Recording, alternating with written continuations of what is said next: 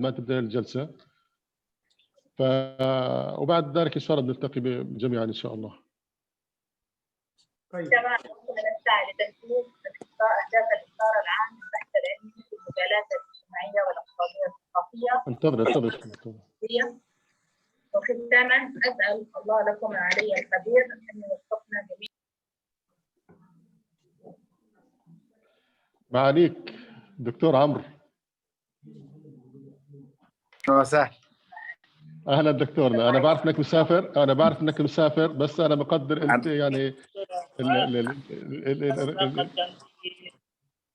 انا مسافر الحقيقه، وانا في اجتماع كمان مع جامعه الدول العربيه زوم برضو واتحاد المجالس البحث العلمي، انما يعني هدخل معاكم يعني كده ان شاء الله ساعه الكلمه باذن الله. نعم، احنا سنبدا بحال حضور الجميع، اكتمال الجميع يعني بعد حوالي 10 دقائق.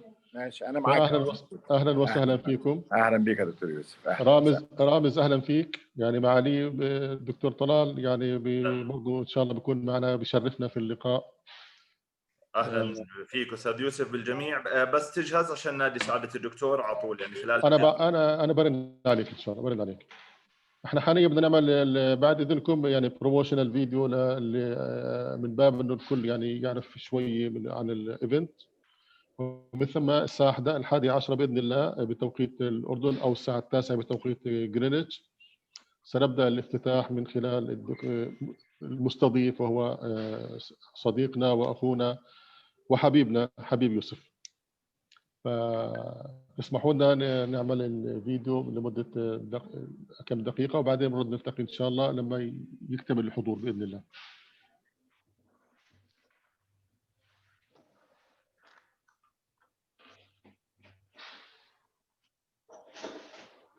Good.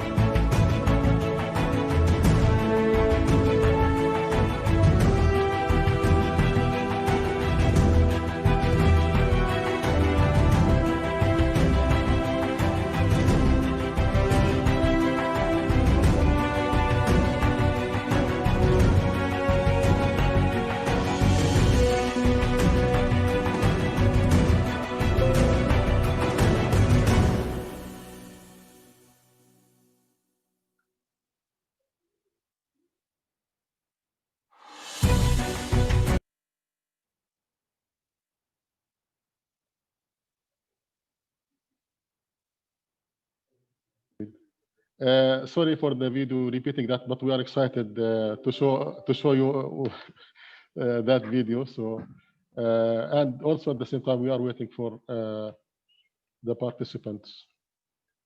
So far, for the session will be chaired by my brother and colleague Habib Youssef. It will be chaired this session on, as a host, and I think let's wait for 2 minutes until His Excellency Talal arrives, and then Habib, you can start. We are still missing Dr. Doaa Khalifa from the League of Arab States, but she said that we'll join the soonest. Yousef, I sent you an email this morning. I don't know whether to you and Yasmin. Actually, Dr. Yousef, Dr. Doaa Khalifa is with me in another meeting just now. She told me. Yeah. So and I managed to join the 2 meetings, but maybe she cannot do it like that. Yeah. Well, she told me yesterday actually she's in a meeting with the scientific research something, and she said that she will join. So we trust that she will do her best to join. So until minutes, then we will start. Yes, Habib, I'm sorry I interrupted you. Just I transferred to you an email this morning to you and Yasmin with a link to a pre-recorded video. Okay, we are ready to run it once you give us the signal. Okay. I'm happy with this level of participation. We are waiting for Dr. Talal to start the opening. I think he's in the way to his room, to the meeting room. Meanwhile, allow me to welcome all, especially those who are now midnight or around midnight, especially Howard, Lewis, and Jim. Thank you for making our event global. And also, maybe it's night, Lewis. I think it's late night or early night at your side, I think. I don't know. Early morning. It's 6 a.m. Mm-hmm. And Lewis Joy from Korea. What is time at your side? Yeah, nice to meet you all. Korea now is 6 p.m. 6 p.m. Night. That's good. Yeah. So thank you everybody who is coming from all over the world. I leave the floor to Dr. Habib Youssef, the chair of this session. Habib. Okay, thanks a lot, Brother Yousef. Bismillah ar-Rahman ar-Rahim. First, I would like to wish you all good morning or good afternoon from Tunisia. And basically, I will extend to all participants the fragrance of roses and yasmin from the land of Tunisia.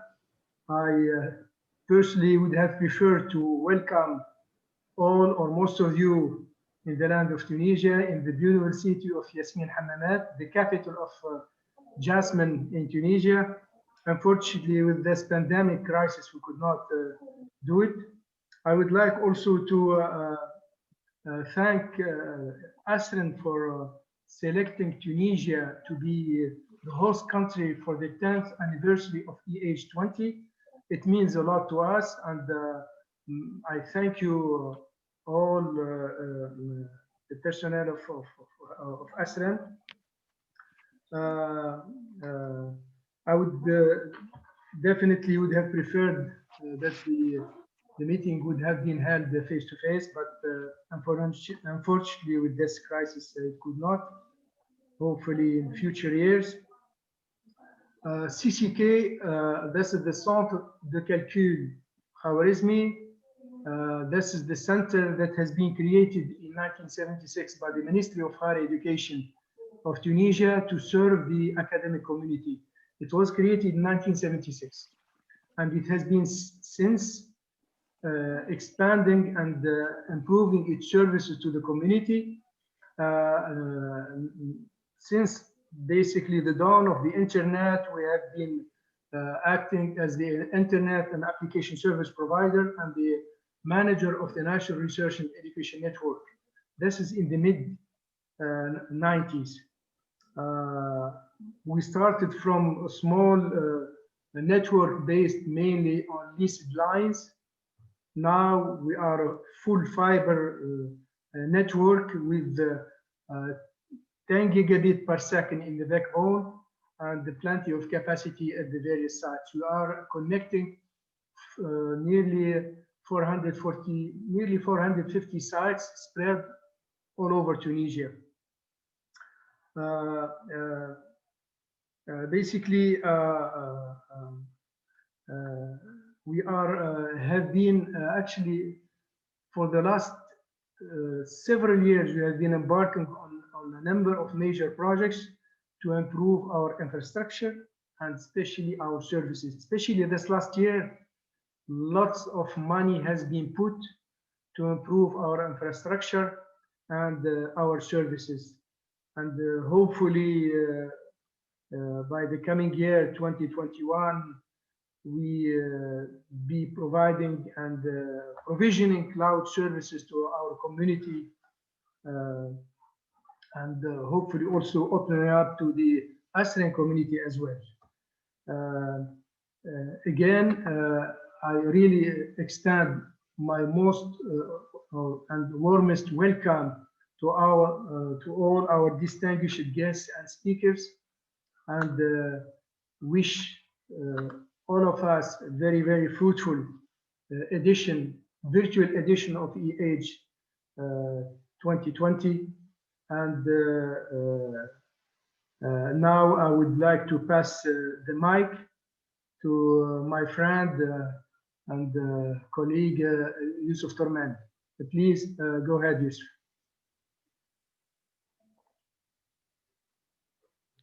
Yeah, thank you, Habib, for your generous hosting, and I hope we can do it next time face to face with everybody. Quickly, Your Excellencies, dear regional and international partners, dear guests, let me welcome you all to this platform. We call it a platform because it's wider than a conference. It has many activities within the platform. Actually, it's taking place as at the same time as for celebrating our 10th anniversary of ASREN. It's unfortunate that we are not celebrating this anniversary face to face, but the good thing, which is coming from this, that we have participation from 60 countries. So being virtual brings more participation from all over the world. And this panel actually shows that how we have participants in the next panel from all over the world, from America. It's early morning. Some of them Canada. I think it's early morning. We have also from Korea, South Korea, which is late afternoon. So we are there. I think 60 countries is a record. So. Yeah, I was supposed to talk about our 10 years of achievements, but actually it was 10 years of challenges. Many challenges in many aspects, political support, financial support. It was ended also by the pandemic, which brought more challenges. But by all means, we have a lot of achievements that we are proud of.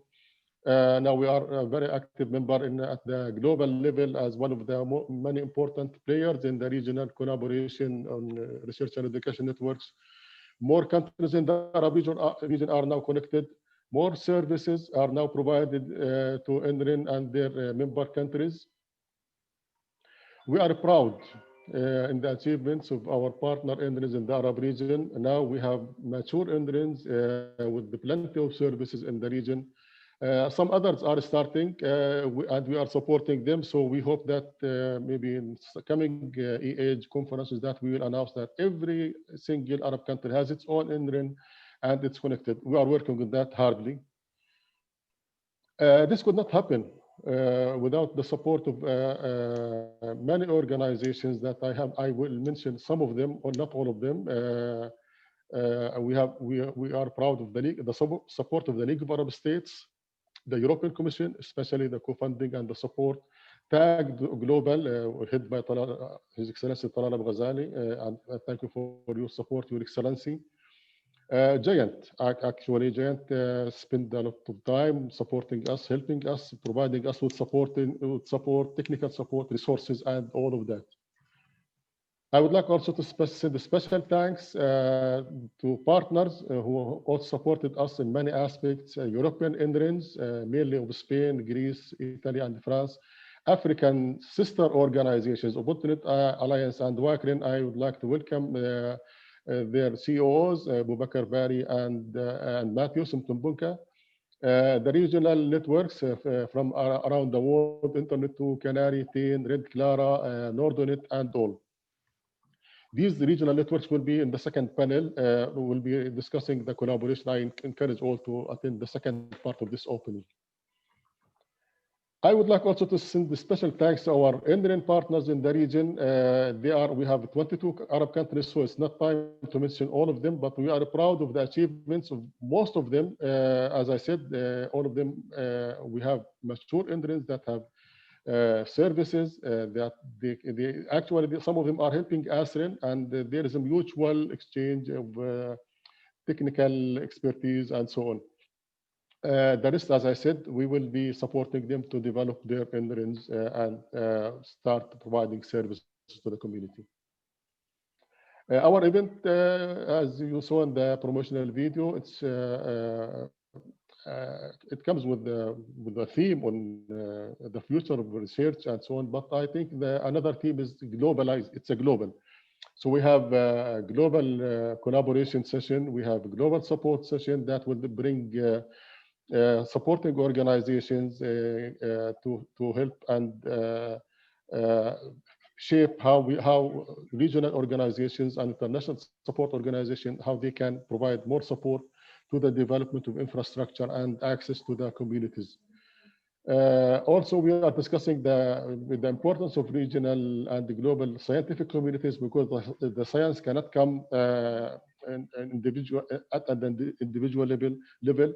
Everyone has to collaborate. So we are demonstrating how regional communities can produce good research and so on. We are promoting also open science. We will have a dedicated session on open science. This workshop was also, we had several workshops in this event also.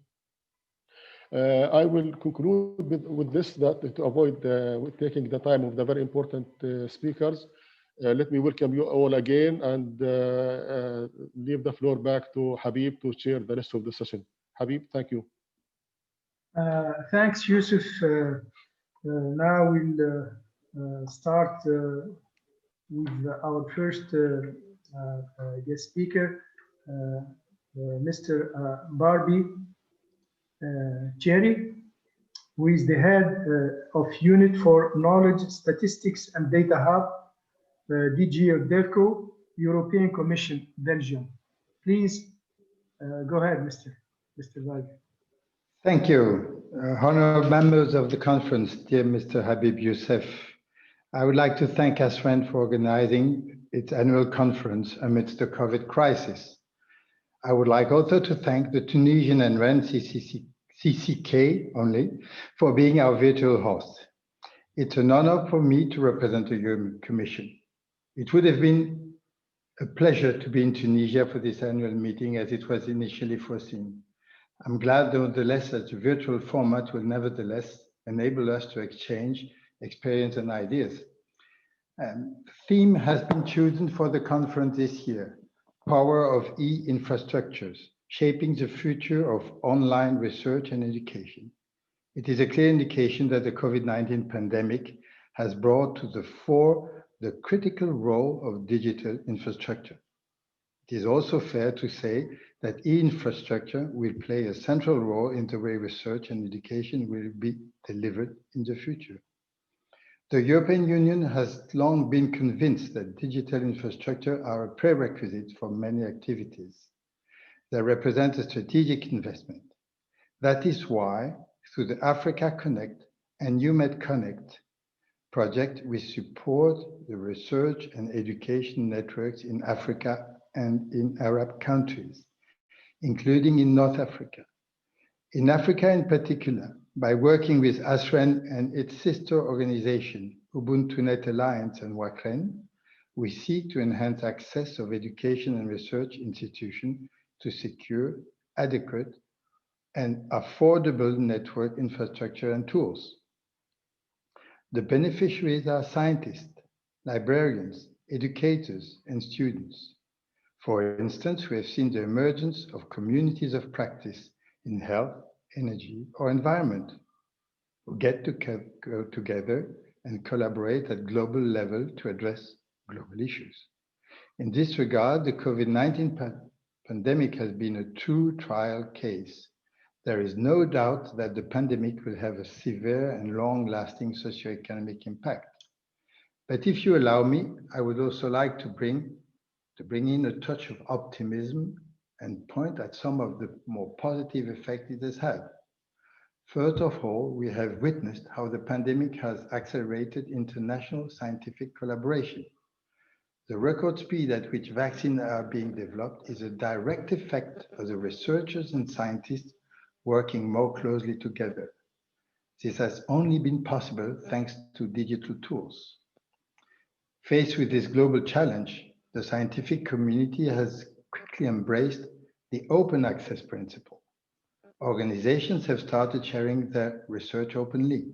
Major scientific journals have made articles related to COVID-19 available to all, particularly by dropping subscription fees.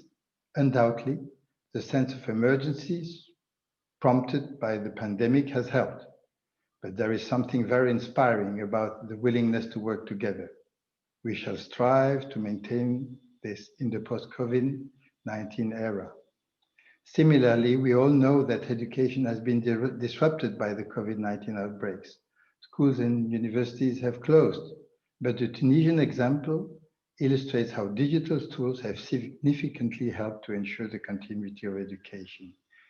CCCK and the Ministry of Higher Education and Scientific Research have taken several measures to support remote delivery of education, from setting up a video conferencing tool to enable communication between students and teachers, to facilitating access to e-learning platforms, or to work with telecom operators to give Tunisian students free 4G access. In Tunisia and in other Arab countries like Somalia, Morocco, or elsewhere, the ASREN have therefore played a critical role in supporting the education community.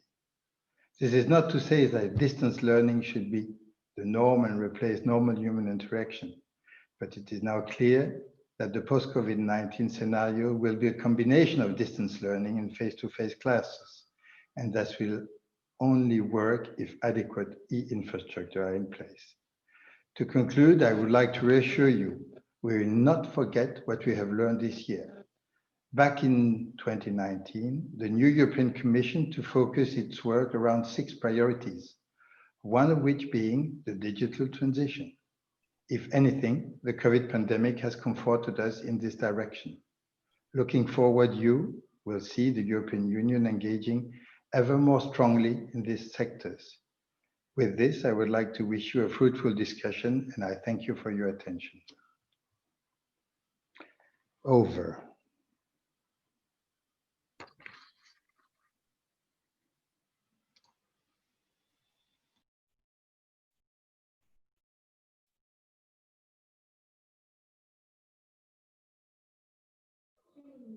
Habib, you are muted. You are muted, Habib. Sorry. Okay. Thank you, Dr. Barbé. I now pass the floor to Her Excellency Dr. Doaa Khalifa, Minister, Plenipotentiary Director of Education and Scientific Research, Social Sector, League of Arab States. Please, Doctor, you have the mic. Thank you, Mr. Habib. Her Excellency Professor Olfa Benouda, Minister of Higher Education and Scientific Research in Tunisia. His Excellency Dr. Salama, Secretary General of the Arab Universities Union. Mr. Barbé, Thierry, Head of the Unit of Knowledge and Statistics Data Hub. European Commission, and Mr. Youssef Torman, Managing Director of ASREN, and His Excellency Dr. Talal Abu Ghazaleh, Chairman. Good morning, all representatives of the Arab Regional and International Organizations. Ladies and gentlemen, I'm pleased to welcome you all and to convey to you the greetings of Mr. Ahmed Abu Ghaid, Secretary General of the League of Arab States, and his wishes that this conference will be a success and its outcome will lay a vision aimed at developing the electronic infrastructure and the future of research and education via the internet.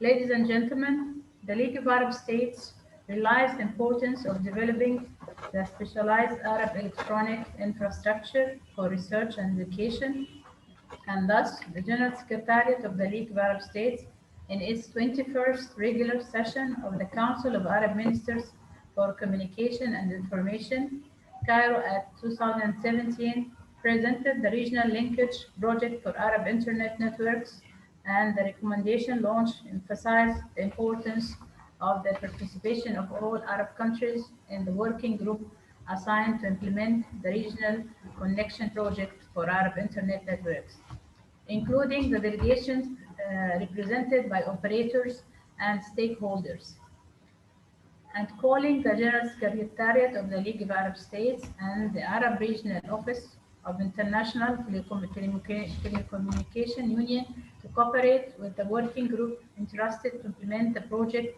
of regional linking of Arab Internet networks in organizing awareness seminar for the stakeholders in the Arab countries. Ladies and gentlemen, the specialized electronic infrastructure for research and education has become one of the basic tools for research and innovation, and the internet has played an important role in serving researchers and scientists in various fields, as well as in the forms of distance education technologies, as it provides many educational platforms that are easy to access in the fastest time and use.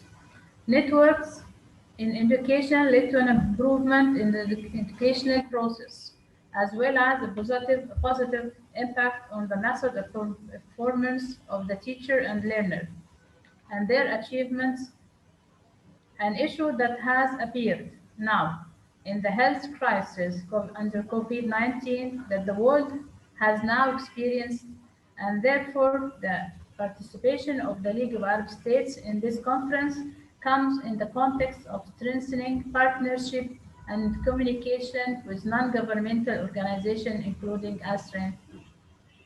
Honorable guests, the world has lately consecutive and rapid technological and information developments, and countries have exerted a lot of efforts to create an interactive educational environment to keep pace with the technological knowledge revolution and the rapid changes in the development of the educational process, and that research and education networks have been designed to meet the needs of researchers, academics, teachers, and students who need exchanging experiences and information among themselves. Today, a conference e-AGE20 will be a forum for exchanging practices and experiences that go beyond teaching online courses, and providing electronic infrastructure is one of the primary means of staying connected and facing the new challenges of research and education. Ladies and gentlemen, the Arab Strategy for Scientific and Technological Research and Innovation, adopted by the 28th Arab Summit held in Hashemite Kingdom of Jordan in 2017, included a whole chapter under the title of Scientific and Technological Research and Innovation in the field of informatics, which guarantees the establishment of a system for research, development, and innovation in the field of information and communication technologies, with its appropriate and selected branches, so that its industry becomes a major component in economies. In this context, the General Secretariat of the League of Arab States supports and cooperates with the UNESCO Regional Office for Science for Arab States in establishing the scientific platform of the Arab Network for Science and Technology for Sustainable Development, which is a regional electronic platform aimed at strengthening cooperation mechanisms in the fields of knowledge, science, technology, and sustainable development in the Arab region. Supporting integration between natural and social sciences and creating an incubating environment for partnership to active science, consolidate technology transfer and spread knowledge, and strengthen sustainable cooperation mechanism in the field of science, technology, and sustainable development in the Arab region. The General Secretariat of the League of Arab States held the first meeting of the Technical Secretariat of the Arab Network for Science and Technology in April 2020, and with six Arab international organizations participated in this meeting, and it is expected that this scientific network will be launched during 2021. Ladies and gentlemen, at the end of my speech, allow me to emphasize that at the present time, it's necessary to focus on linking electronic infrastructure between Arab countries and the world, on enhancing the quality of education and strengthening cooperation with the League of Arab States and the Arab countries towards developing electronic content for research and education networks in the Arab countries. And there should be through dialogue among scientists, students, and academics from all over the world to exchange views, experiences, and scientific challenges that we face in the light of Corona pandemic. I'd like to end my speech by saying I ask God Almighty to guide us all and guide our steps along the path of truth for what is good for the future of our Arab nation. Thank you so much. Thank you, Your Excellency. Now we fly from Egypt to Jordan, and I pass the floor to His Excellency Professor Amr Salama, Secretary General, Association of Arab University, Jordan. Please. Thank you very much. Actually, I am in Egypt, yani, so yani. Oh, you're in Egypt too. Well, the association is in Jordan, but yani, currently I am in Egypt. Yeah. Okay, this is thank you very much. His Excellency Professor Olfa, Benouda, Sioud, His Excellency Professor Hussein, Hazeb, His Excellency Dr. Talal Abu Ghazaleh. It's a long time since seeing you. We used to meet much more than that, but I wish that we resume our meetings again. Her Excellency Doaa Khalifa, Dr. Doaa Khalifa, Mr. Barbé, Thierry, Mr. Youssef Torman, Mr. Habib, Yousef, ladies and gentlemen, dear colleagues, good morning and good afternoon and good evening, wherever you are. It gives me great pleasure to represent actually the Association of Arab Universities to this meeting and to have this opportunity to speak to this distinguished audience. In light of the current health condition, which surprised the world at the beginning of 2020 and implications caused to all sectors of the global community, one of the most prominent sectors that was highly affected by COVID-19 pandemic was, of course, the education sector in all its levels. We are speaking about the university or pre-university education. As a result, nearly 2 billion students were affected worldwide, including 100 million Arab students. In light of this situation, educational institutions have taken many measures to confront the challenges imposed due to this pandemic and strive to resume its activities even at minimum levels, and hence reduce the gap between the educational purposes of the academic year and the level of knowledge required to be achieved by the students.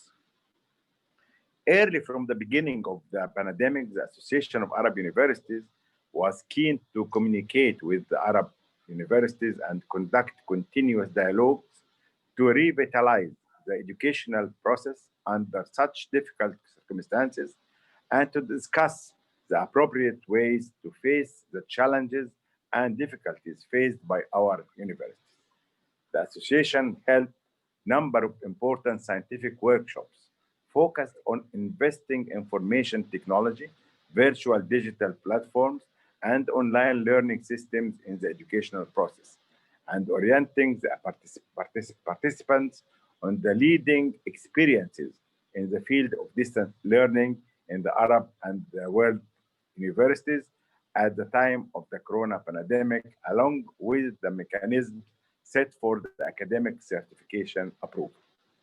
Recently, focus has been dedicated on the mechanisms of digital transformation and building flexible learning models, which allow all parties of the educational process to achieve the desired goals of education in various disciplines and departments.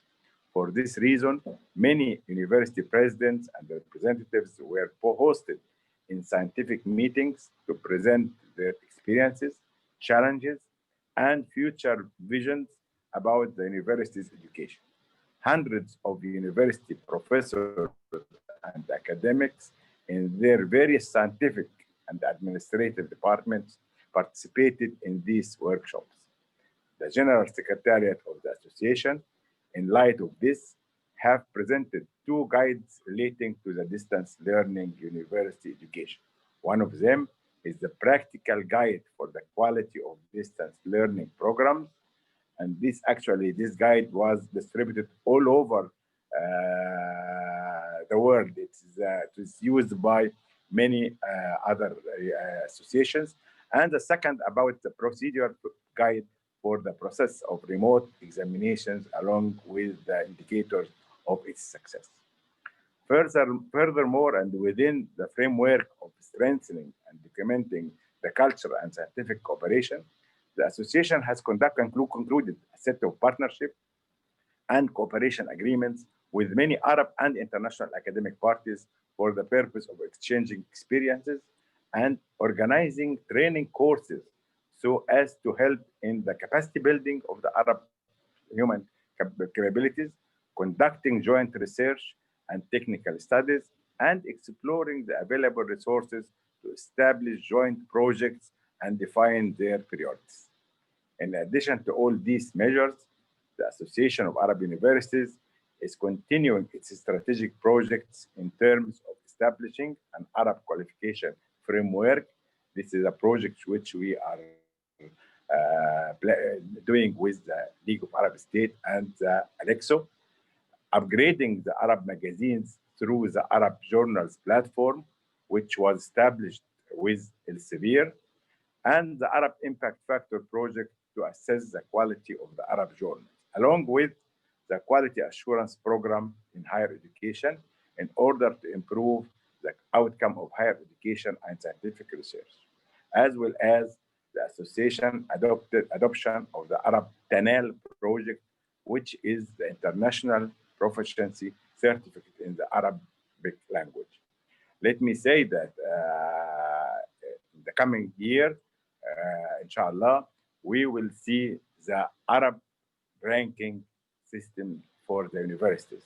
This is a project which is already been, all the preparations was done already, jointly with the Arab League and the ALEXO, and we expect to start moving and doing this ranking during 2021. In conclusion, I would like to extend my sincere thanks and appreciation to the organizers of this event, and I do wish them more progress and success, and I hope that you have a fruitful meeting, inshallah. Thank you very much, and thank you again for inviting me.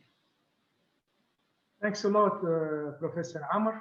Okay, now we go from Egypt to Yemen. I give the mic to His Excellency Professor Hussein Ali Hazeb, Minister of Higher Education and Scientific Research at the Republic of Yemen. Please, Your Excellency, you have the floor.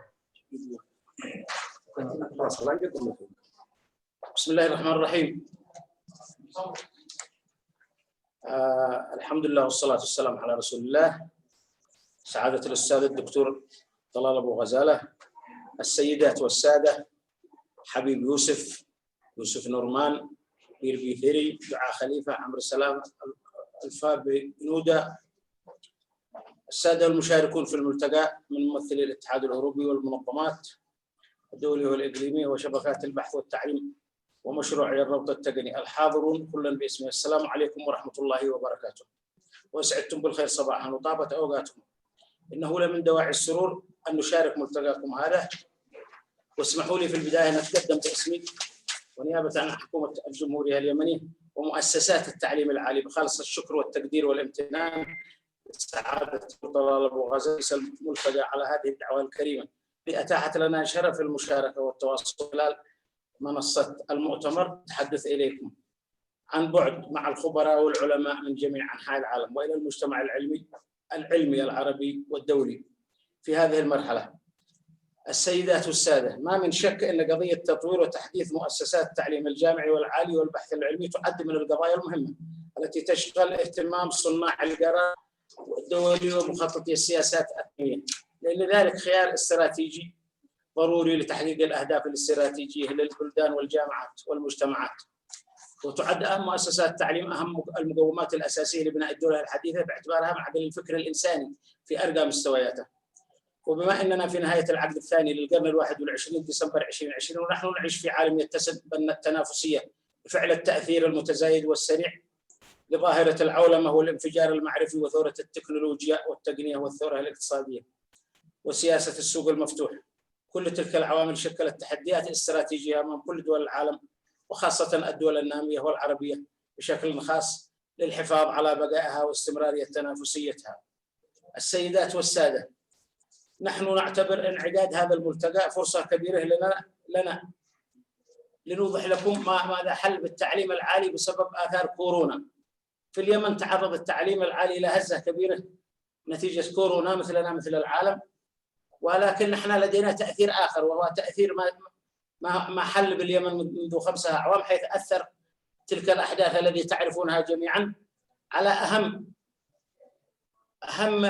مؤسسة لها علاقة بالتعليم وبإمكانية عملية التعليم الإلكتروني والمدمج، ألا وهي مؤسسة الاتصالات، حيث تعرض منها قطاع الاتصالات للتدمير. فهناك أكثر من 360 برجا للاتصالات و1700 موقعا للاتصالات، وخروج 6 منافذ دولية للإنترنت نتيجة انقطاع الكابل البحري المعروف في 2020، وأيضا منع إدخال الأجهزة بتطوير الاتصالات. كل ذلك أدى إلى الصعوبة في مسألة التعليم العالي، رغم أن احنا في الجمهورية اليمنية نعمل من أجل ضرورة تطوير التعليم التقني والتعليم المدمج. فتعرض مؤسسات التعليم العالي ومؤسسات التعليمية وعددها 55 مؤسسة تضم ما يقارب 300,000 طالبا وطالبة تعرضت أيضا إلى أضرار، وهذه أيضا معاناة أخرى بالإضافة إلى معاناة كورونا التي أصابت العالم كله وسببت معاناة أثرت على هذا الجانب. لكن رغم ذلك نحن نمشي في هذه الاتجاهات وستسمعوا ذلك لاحقا، وندرك أن احنا وجدنا من خلال ملتقاكم نافذة أتاحت لنا هذا المجال لنطلعكم على الأوضاع والتحديات التي يواجهها قطاع التعليم العالي ومؤسساته في بلادنا. ومع ذلك واستطاعت مؤسسات التعليم العالي الحكومي والأهلية الاستمرار في العملية التعليمية وتطوير برامجها وتجويدها، كما استطعنا تحويل التهديدات إلى فرص لتجويد مخرجات هذه المؤسسات، وحققنا كثير من الإنجازات في هذا القطاع بالسعي إلى تجويد التعليم العالي وبرامجه من قبل مجلس الاعتماد الأكاديمي انتظارا لاستحقاق 2023 العالمي والاهتمام في المجال الطبي والاهتمام بالبحث العلمي وربط أنشطته باحتياجات التنمية والمجتمع. أنشأنا منظومة الربط الشبكي للبحث العلمي وإعداد بيبلوغرافيا الرسائل العلمية ل50 عام أقمنا المؤتمر الأول للتعليم الإلكتروني في 11/11/20 بمشاركة كوكبة من الأكاديميين اليمنيين والعلماء اليمنيين والعرب والأصدقاء. وكان من أهم ما خرج بهذا المؤتمر عمل شبكة إنترنت داخلية للجامعات يتم ربطها كشبكة خارجية مع بقية الجامعات عبر الشبكة الوطنية مزود الخدمة، تفعيل تقنية جديدة من دورها لتوسيع النطاق وسرعة الإنترنت، إعفاء قيمة تعرفة المحتوى التعليمي عبر شركة الاتصالات السلكية واللاسلكية، والتوجه نحو بناء شبكة سحابية وطنية. تمنح شركة الاتصال اللاسلكية شرائح اتصال للطلاب ومنتسبي المؤسسات الحكومية تمكنهم من الوصول للمحتوى الإلكتروني مجانا وبأسعار منخفضة وغير ذلك من الإنجازات. وسنرسل لكم نسخة لمؤتمركم الموقر من نتائج هذا المؤتمر. في الأخير أيها السيدات والسادة، سنتابع فعاليات مؤتمركم الموقر بوعي واهتمام، ونشد على أيديكم للتعاون والنهوض لما في خدمة الأمة العربية والإنسانية، ونمتلك تحدي وعزم لتحقيق التنمية والتطوير، وننتظر مخرجات هذا الحدث العلمي الذي تقيمه الآن ونشارك فيه، حدث علمي ومهني هام، والذي غدا ستصبح مخرجاته مشروعات عمل هامة يؤخذ ويحتذى بها.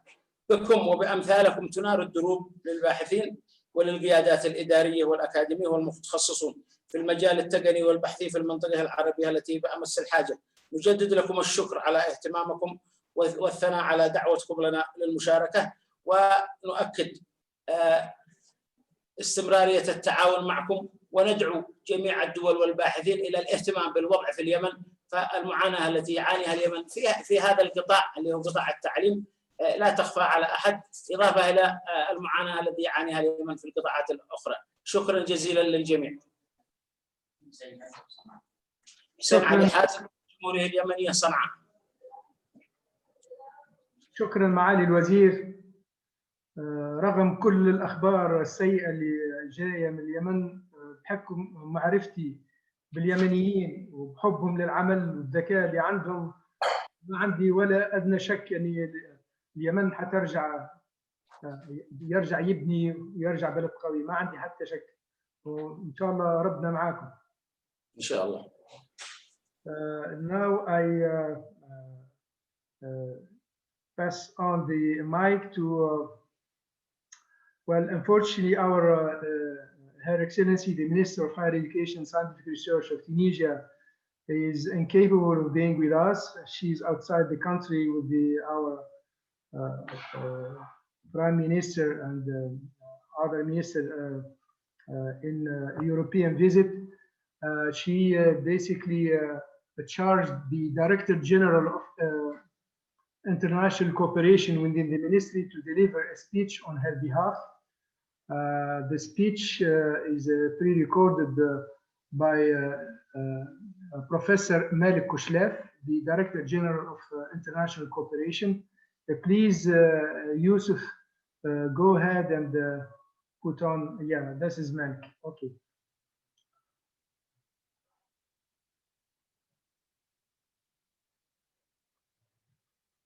We can't hear the sound.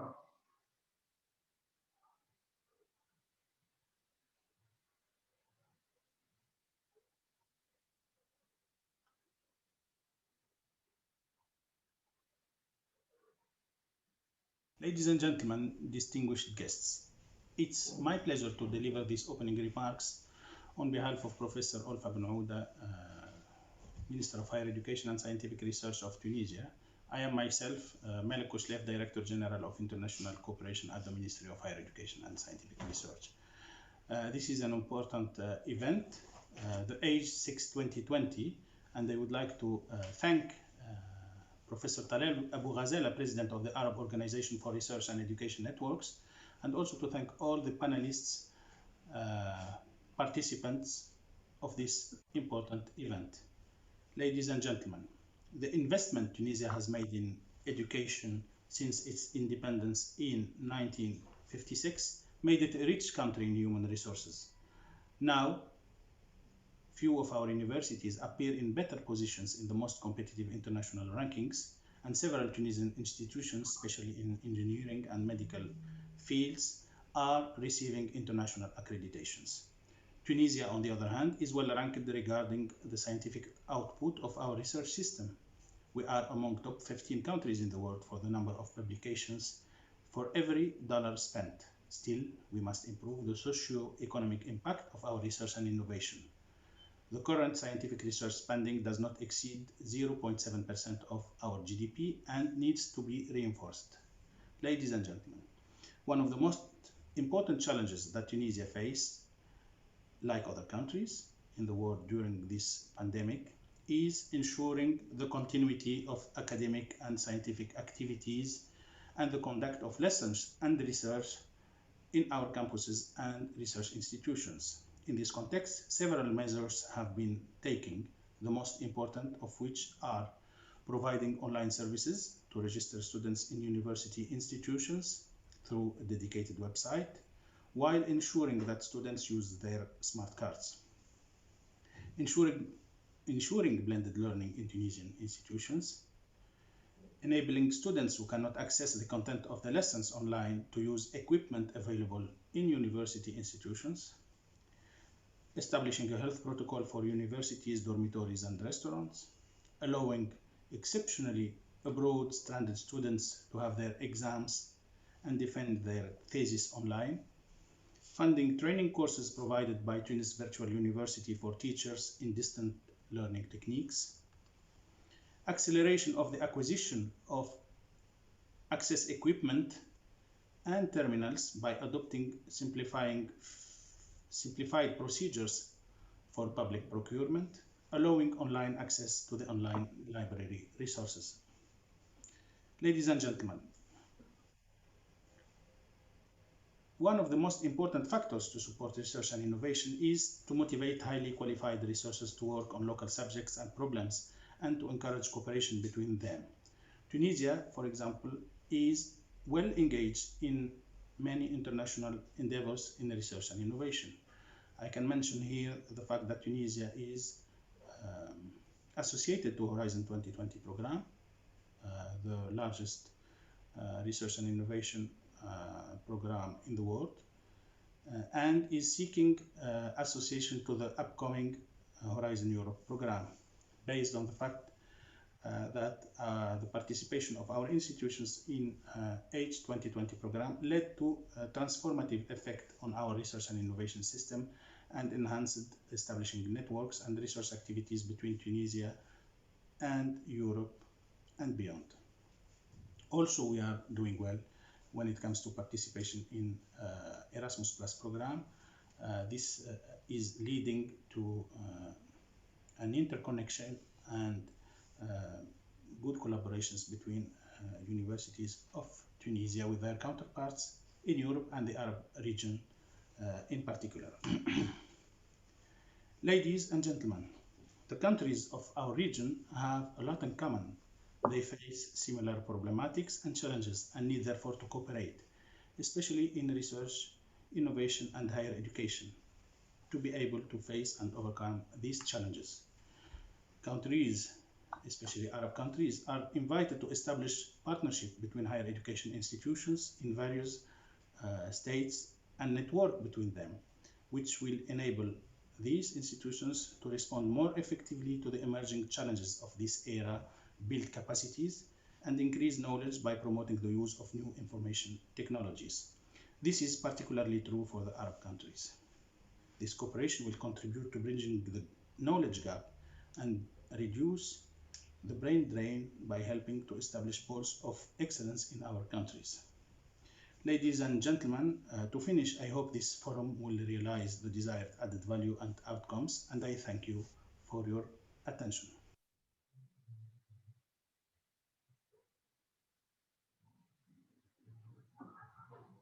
Okay, thank you supporting ASREN team. Now I will pass the mic to His Excellency Dr. Talal Abu Ghazaleh. He's, I think, now in Jordan. Good morning, Your Excellency. Very, very happy to see you and be able to deliver your speech as usual to e-AGE attendees. Please go ahead, Your Excellency. Thank you very much. I am honored and delighted to join you in my capacity as the chairman of ASREN, the Arab Research and Education Network. And I want to start by saluting our honorary chairman, His Excellency Ma'ali Dr. Abul Ghait, who has always been generous with his support as the Secretary General of the Arab League. And I ask our able and good friend, Dr. Doaa Khalifa, to convey to His Excellency my warm regards. I am also very happy to join you, especially the excellencies that are with us, the minister of my great friend, minister from Yemen, and the minister from Tunisia, represented by her research director. I thank you all for being with us. And I then very special and warm regards to my great friend Amr Salama, who is leading a very important position as the Secretary General of the Union of Arab Universities, and with whom we would love always to work. I also salute and thank all the participants on this occasion. I want to be very brief, and I'm sorry if I wasn't adequate enough on expressing the excellencies and their great positions and contributions. But I want to focus now on the European Commission, which has been our partner in this project for 10 years, and very generous and valuable partner. And I want to announce to everybody that we have accomplished one very important project in infrastructure. And I heard you from the beginning referring to the importance of digital infrastructure. We have now in place, and we have connected most of the Arab countries to a dedicated internet line for research.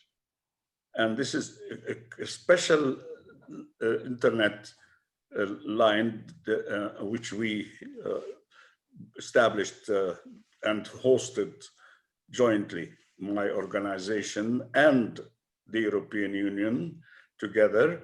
And it's now in connection with the research centers in many countries. But more importantly, it connects these research centers to the research centers in Europe, America, and the rest of the world. So now our researchers have the infrastructure available for accessing all the research centers, practically all in the world. So this is a very important event that we have been, and we're very proud that we have established this line, and we are ready to go ahead, and we are going ahead with linking to other institutions other than already who are already online with us on this internet dedicated line. It's not part of a general line, it's a line for research. Now, my next point, and then I will stop, I don't want to take more time, is why do we do research? I want to emphasize that my belief and my mission in these late years of my life is to convert entire education, not just research, the research part of it, but education should change and move from teaching to self-learning and for innovation. The object of education must become innovation, graduating innovators. And this is what we do at Talal Abu Ghazaleh University for Innovation, where students are not taught to become knowledge holders like I was. And I don't remember anything of what I learned when I was a student. And because now we don't need to remember, it's all available on the media. The object of education is to become an inventor. And at TAG University for Innovation, you will not graduate unless you come up with a digital invention. That is the mission of our special, I think it's unique in the world, but we're starting the movement to convert education to become education for innovation, and not just education to graduate people who remember what they were taught and repeat it and be examined on their memory of what they have been taught. Now, again, this should apply to research. In the past, we had great researchers and great research papers which were produced, distributed, whatever, or put on the shelf with no clear objective. The objective of education, of research, whether in education or in any research centers, should be innovation. And this is what we're doing at ASREN now, is to completely consider our mission as the organization for research for innovation, and not just research in the abstract or for becoming greater scholars or greater researchers. So I would like to close by this statement that I would seek the support of all of you leaders in the field of education to at least consider this mission and help me in making it a mission in this Arab world. We have to produce, we have to graduate, we have to help researchers to become inventors. One invention is more than the total GDP of a country, as you all know, like Amazon, Google, etc., etc. This is where we should be directing our education system and our research system. I would like to focus, and perhaps we will be changing the name of ASREN to say for research. And this is my recommendation and my mission. And I thank you very much for inviting me and joining me into this very important event. Greetings to all of you. Thank you very much, Your Excellency. With this recommendation from His Excellency Dr. Talal Abu Ghazaleh, well, we close this first opening session, and we move on to the next session, chaired by our dear friend and colleague from Oman. Now we fly all the way to Oman, and I pass the mic to my friend Abdul Mun'am Kharousi. Abdul Mun'am, you have the mic. Please go ahead. Yeah, Abdul Mun'am, can I have 1 minute? 1 minute, Abdul Mun'am, sorry. Actually, if you allow me, we used to have at the end of the opening, we have appreciation and recognition and giving shields and so on, which is not happening this year because we are not face to face. But we would like to pass our sincere thanks to supporting organization. Again, I would not repeat them because they are well known: European Commission, League of Arab States, partners around the world, and partners in the region, and partners especially in Africa and so on. So thank you all. And let me also add to that we have more organizations are joining the boat. Among them, we have Association of Arab Universities, African Union, United Nations, ISQA, Alexo, ITU in the Arab region, Intelligence and Science, and more. We hope to have further collaboration with them to support the research and education infrastructure and services. Let me finally thank our sponsors, Internet Society, and I would like to bring to your attention that we have already signed MOU with Internet Society to further collaborate. Would like to thank RIPE NCC for generous support to the sponsorship and also ASREN.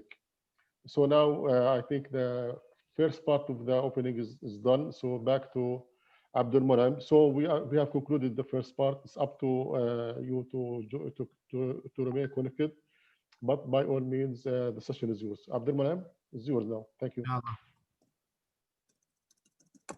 Thank you very much, Brother Yousef, and thank you very much, Brother Habib, for this great introduction and for the very informative sessions from their excellencies, especially His Excellency Dr. Talal Abu Ghazaleh. Thank you very much. I have a great honor actually to be with you to participate in this very important event. As said, I would like to welcome you all to the roundtable discussion working globally at e-AGE hosted virtually in the lovely country Tunisia. I really like it very much.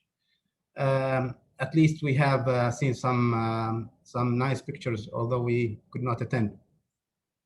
I should not forget here to give great thanks to ASREN team, our brother Yousef, Salim, Yasmin, Hadia, and all for this great organization. I have also the pleasure to have with me in this roundtable leaders from major research and education networks around the world to share their experiences in the coming 60 minutes or so that we have. The session is going to be structured in the following way. I'm going to introduce the panelists, then I will give each about 2 to 3 minutes to share their observations, challenges faced, solutions to research and education community during the pandemic in the last months. Then we'll go into specific questions and general discussions on how major research and education networks can support research and education in general and support and provide support to ASREN community for working globally. Without further ado, let me introduce the panelists and we'll go on the same order of their names appear in the program. Starting with Eric Heiser. Eric is the CEO of Giant, which is Europe leading collaboration on infrastructure and services for research education, and he is there as a CEO since July 2017. By the way, I need you to remember the date. Before that, Eric was the CTO of SurfNet, the Dutch National Academic and Research Network. Before we started, I have asked Eric if he would need me to say anything that was not covered by the bio on the website. He said he hates to be working from home and not be able to meet with friends and colleagues around the globe, as our community is built on collaboration and trust, and that is best done on real life. I bet this is the case with almost everyone here. Welcome, Eric. Thank you. Moving on, we have Howard Pfeffer, the President and CEO of Internet2, United States National Research and Education Network, since June 2017. You may look at his marvelous achievements covered in his bio at the event website. I'm not gonna read all. The third panelist with us today is, and excuse me, Louis, if I'm not saying the name correctly, Louis Eliather Cadinas. I hope I did well in saying the name. Cadinas is the CEO of Red Clara, which is the Latin American Research and Education Network since August 2017. Now you remember the date. The three of them, June, July, and August of 2017. I don't know if they met together to decide to join these NRENs on those dates or time. The fourth, we have Louis Ho Hin Chai, who is the executive officer of Trans Euro-Asia Information Network Cooperation Center in South Korea. He has been involved in this organization in Korea since 2010. Welcome, Louis, and welcome, Louis Carinas as well earlier. And Fefor, sorry, I did not give you the opportunity to say hello. We will start immediately after introducing Matthews, Jim, and Boubacar and Salim. Matthews Motambuka, the Chief Executive Officer of UbuntuNet Alliance in Malawi. Welcome, Matthews. Thank you very much.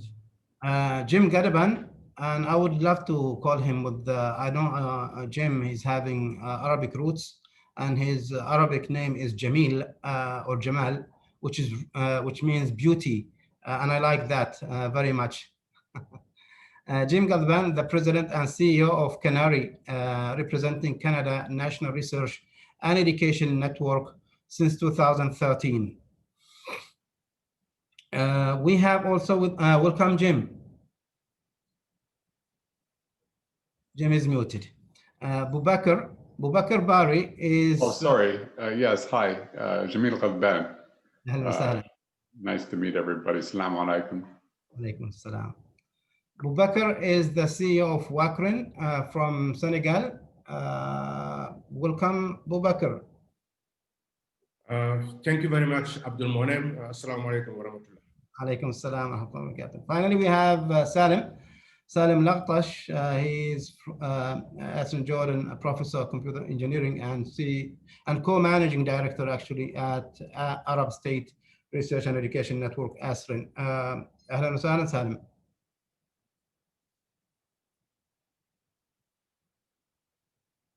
Salim, do you want to say assalamu alaikum? Yeah, assalamu alaikum. Thank you, Abdul Monem. Thank you so much, and it's my pleasure and honor to be in this panel today. Thank you all. I apologize that some of you might have to stay late night, some of you may come very early morning, but this is definitely worth it, attending this important event, sharing your knowledge, sharing your experience to the community. So let's go through observations, challenges, solutions provided by your ASREN to support research and education during the pandemic, and what are your plans in case of going farther than expected? If I may start with Eric, please. Thank you. Yes, as has been remarked by some of the previous speakers, this whole pandemic situation has changed dynamics of education and research in a significant way. It has moved education to online at an incredible speed. I think without a pandemic, we would have taken at least 20 years to achieve the same level of online education. However, this speed also comes at a cost. I think as network for research and education are obliged to make sure that we support this transition in a better way than is currently happening. We need to make sure that the platforms are more easily available to everyone in the world. We need to make sure that teachers are trained better, and there's a lot to be done there. And we at GL, we released an open source online education platform immediately after the first lockdown that happened in Europe, which has been used by many universities. But of course, that's not enough. We need to make sure that we train the people who use that platform so that they can use it in an optimal way. At the same time, if we look at our traffic figures on the network, we see that traffic went down slightly in March and April. But if you now look at full year of traffic growth, you can hardly see that dip anymore. Traffic is back to normal heights.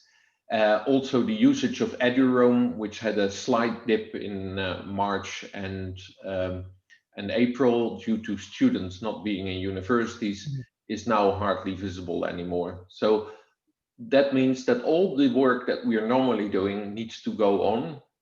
We need to make sure the operations are done at the level that is expected from us. And at the same time, we need to do what I just said. We need to reach out through universities and schools to teachers and students to help them to get the optimal experience of this online teaching. Because even with the vaccine coming, online teaching is not going away. We will end up with some blended form where live meeting and live teaching will be mixed with online teaching, but it will require us as infrastructures to provide the optimal support for that. And with that, I'll close my opening statement. Thank you. Thank you, Eric. Howard, would you like to go and share some of your observations on Internet too, please? You are muted, Howard. There we go. Thank you, and thank you, ladies and gentlemen, for the great honor to participate in this event. There are a few things that would get me up at 4 a.m., but the ability to collaborate with my friends and colleagues around the world is certainly one of them. So thank you for the opportunity. Certainly, like many of the comments Eric made, the pandemic impacts on higher education and the research community in the US was significant. Not only the stay-at-home orders and travel restrictions obviously limit physical presence at universities, but the infrastructure organizations, including Internet2 and the regional research and education networks in the US themselves are also dealing with remote work and making that transition at the same time. One of the first things we did our first focus was on the well-being and safety of our employees. Our next focus was on helping the community and our members through the pandemic. One of the first things we did was organize several online meetings to talk about operational readiness during the pandemic and how we could support each other if staff were to get sick and unable to do certain functions. We focused on webinars and creating material for the community about how to optimize their home networks for both from a performance and security perspective to help with the transition. And had many sessions around applications as this pandemic accelerated the digital transition for many universities to move much of their academic infrastructure into cloud service providers. From a network perspective, very similar. We saw a dip in traffic in the March timeframe over the summer. Since then, it's come back to pre-pandemic levels, actually a bit above, about 10% higher. But the traffic did shift. The traffic patterns on the networks did shift. A lot of people, universities, students, faculty, researchers are working from home. So we had to dramatically increase our interconnections with the major home network broadband providers in the US. Obviously, video conferencing like Zoom became very important. And so we significantly saw huge growth in traffic over those types of applications. And again, how to increase our interconnections with those providers to ensure that we could support the huge demand for distance learning over Zoom. We're in the middle of upgrading our network to our next generation network. So we also had to deal as an organization with struggles of sending out operational teams to do network upgrades when there were travel restrictions and quarantine restrictions going between states, and getting into network facilities to do upgrades. So there was a lot of work to do that. I think one of the most important things we did is we have a long history of collaboration and support for the National Institute of Health, NIH, in the United States. Not only did we provide them NRAN connectivity so they can connect to the global NRAN for collaboration, the GRAN that we all are a part of. But one of the most important things, they approached us and asked to help create a campaign to get more institutions to use the Global Identity and Access Management Federation. In the US, we operate what's called InCommon. It's the US part of EduGain. They needed that because during the pandemic, they needed to leverage, the global teams needed to leverage relationships between laboratories and clinicians at multiple universities, hospitals, and research institutions. And a core of that was the Identity and Access Management Federation that allowed them to share data and tools. So we were able to work with our community, and we added over 50 new institutions to use the federation. I think worldwide, there were over 100 institutions that joined during this time. So I think that's a critical part. Eric mentioned EduRoam. Like Jayant, we saw a drop in usage as students and faculty left campuses. But there were some unique usages of EduRoam. Many campuses started to expand their EduRoam Wi-Fi deployments in parking lots around universities to allow social distant access for faculty and students. We've been working with our state and regional network partners to expand EduRoam to pre-university K through 12 with capabilities to provide secure access. Lastly, I'll just say we run 2 large in-person conferences a year. Obviously, this year we weren't able to do them face to face. So we had to move our convenings to online, and we created a series of programs to do that.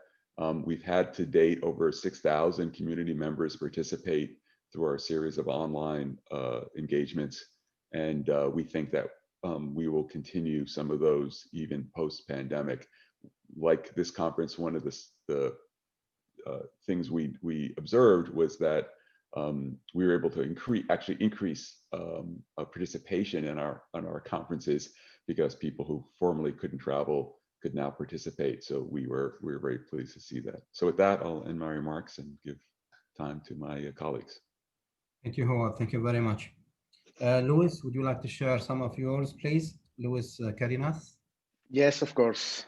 Thank you very much, and good morning to everybody. I would like to express my gratitude to the organizers of the event to be able to participate here with all of you. In our case, in particular in Latin America, we has been impacted quite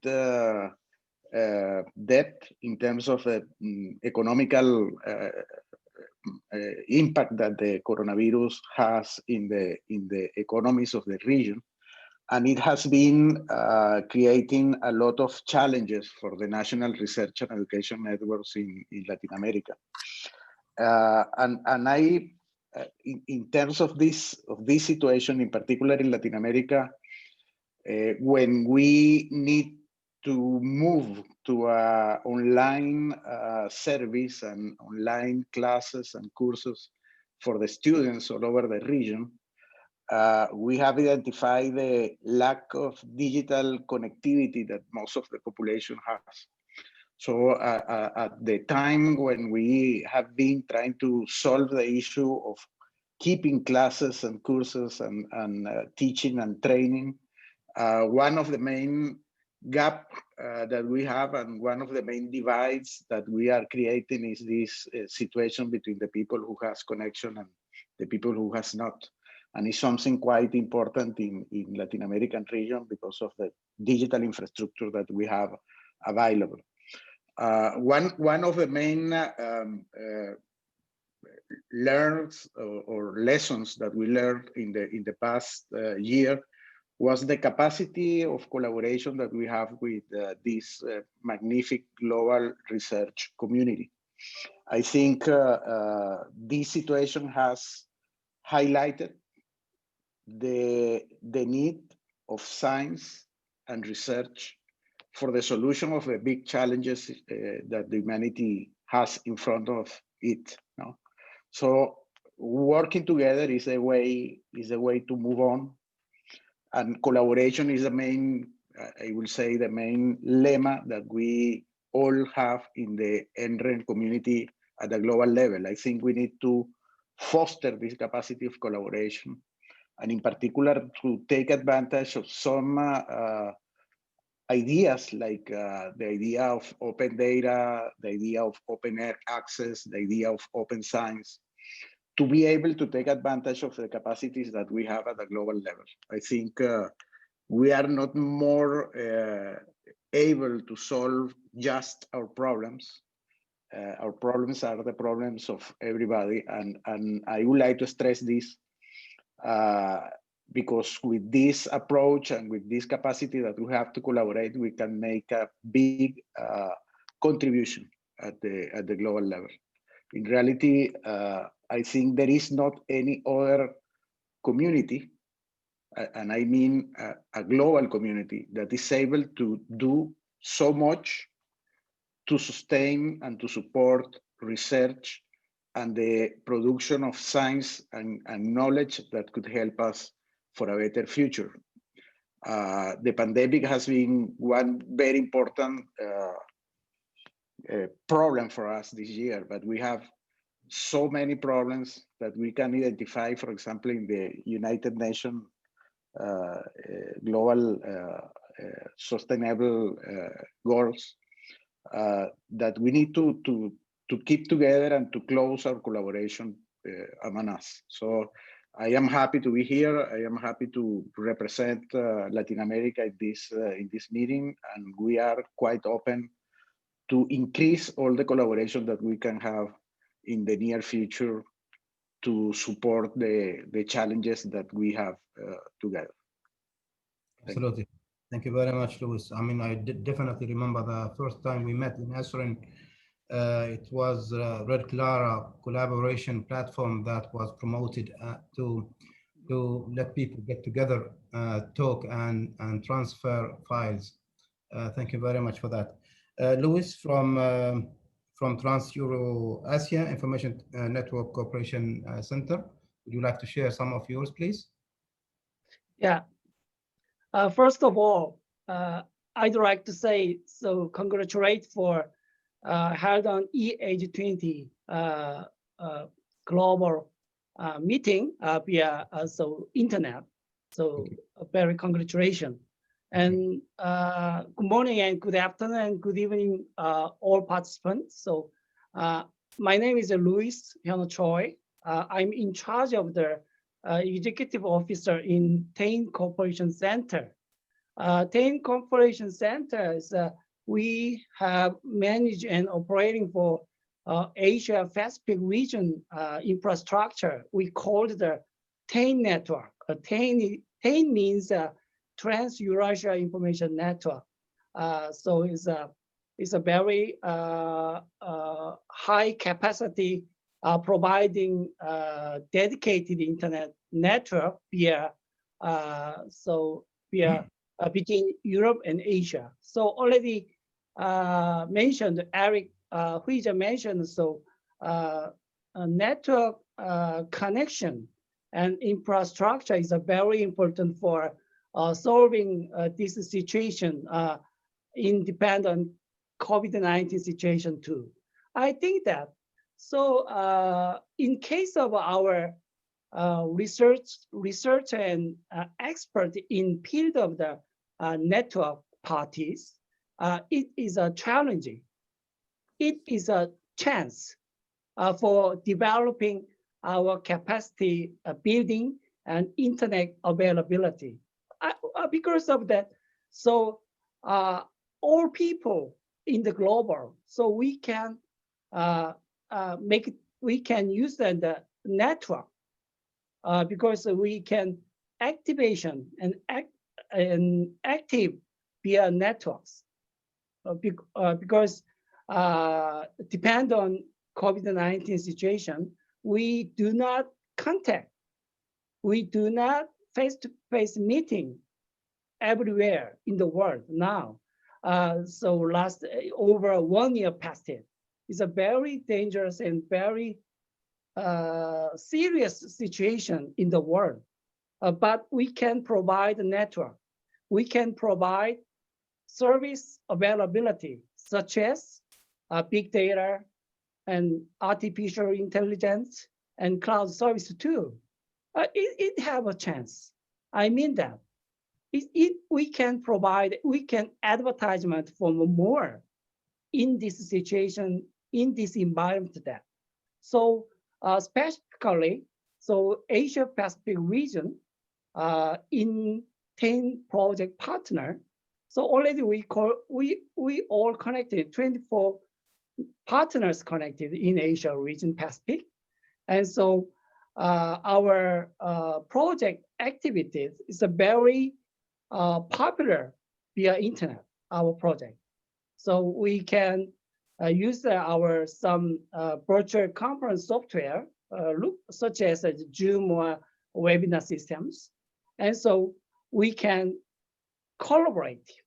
We can collaboration via our networks. So our 10 networks provide some free of charge for all our partners there.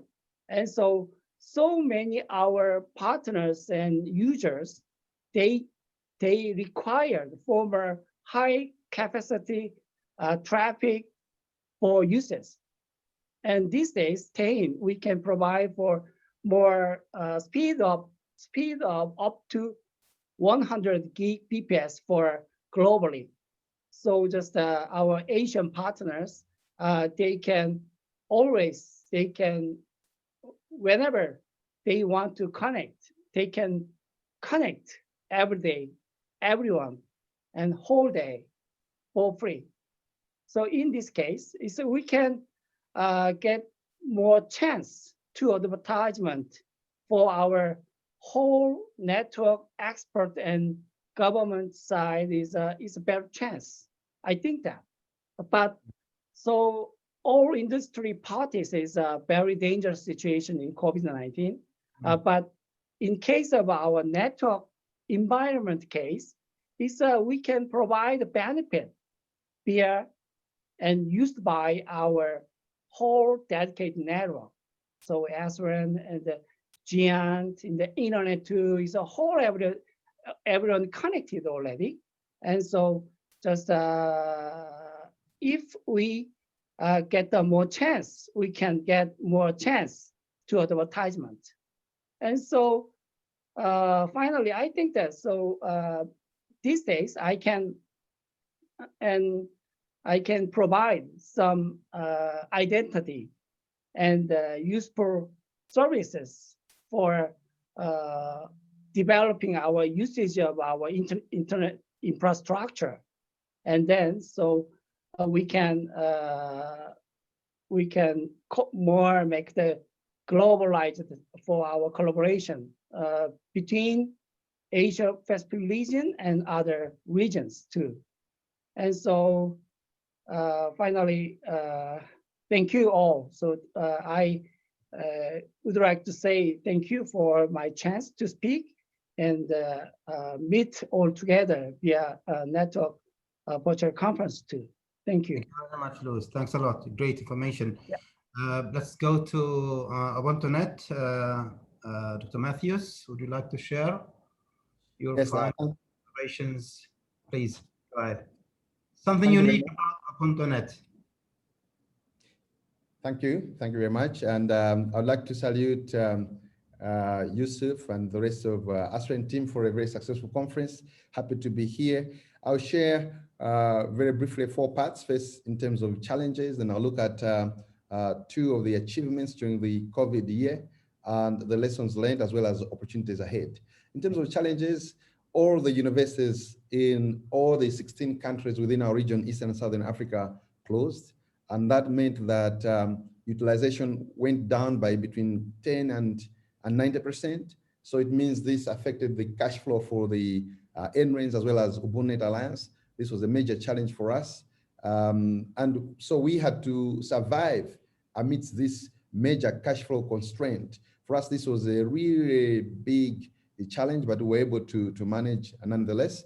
In terms of achievements, despite all this problem, we were still able to deliver most of the key actions of the flagship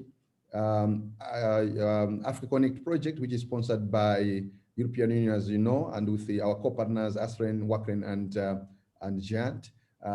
We were able to change the approach to execution of the actions.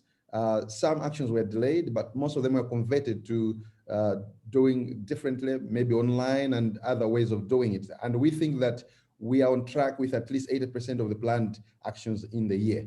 But also we were able to continue with the flagship conference, our annual Ubuntu Connect conference. It was successful online, and we thank all the partners for attending the conference with us. In terms of lessons learned, first is that we need to be able to go online very rapidly in case something like COVID-19 happens. And I think I'd like to agree with Eric from Giant that blended learning is the way to go, because what that means is that if you have a major problem, then you can just expand more on the online component of the blended learning. Secondly, we've seen that collaboration between the NRENs and the mobile telcos is very useful. For example, zero rating of data for students and education side looked very useful for some of the countries where this was enabled. And in terms of opportunities ahead, we think that in our region in Africa, despite problems of having access to data in rural areas, challenges of expensive data pricing, challenges of even having just devices, because we know in some of the countries in our region, up to 50% of the students didn't have the devices. Despite all this, we see three major opportunities. One, that the digital transformation is no longer debatable in our region, East and Southern Africa. We now see that everybody agrees that digital transformation is now a default. We have to do that. Secondly, we see an opportunity now for us to expand our services. We've been focusing a lot on connectivity, but we think now we need to also ramp up on our services. And thirdly, we saw that although students could not have access to cheap and accessible data, there was a lot of idle capacity on campuses. Now the question was, how can we use the massive capacity on campus for students, lecturers, and researchers to access data? There were some solutions experimented, like using VPN, APN, and even trading between telcos and NRENs. So this is something that we want to explore more and see how we can utilize it in case this happens again in the future. Otherwise, it's been a very good learning experience, and the interaction with other regional NRENs has been very smooth. Thank you very much. Very good, I think it's very good. Jamal, what about the stories and the great stories from Canary? Thank you. Yeah, so I'll cover the things that haven't been discussed yet. I mean, we had very similar sort of reactions to network traffic, and so there's really no point hitting on that point. We did see, because of the way the Canadian education system works, a reduction in revenue because of the whole remote education challenge that exists.